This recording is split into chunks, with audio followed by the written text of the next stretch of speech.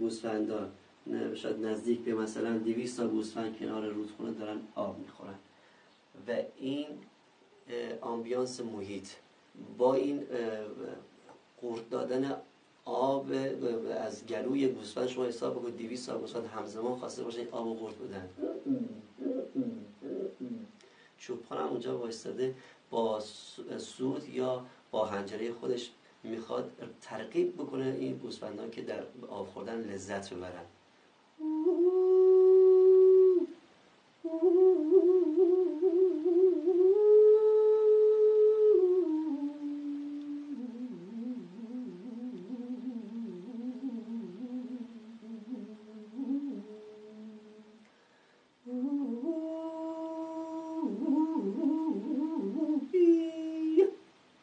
این ملودی ها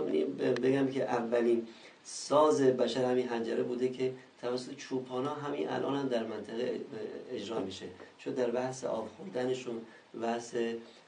و زمانی که تو آغل میارن میخوان، زمانی که میخوان شیر بدوشن، تو هر کدوم از این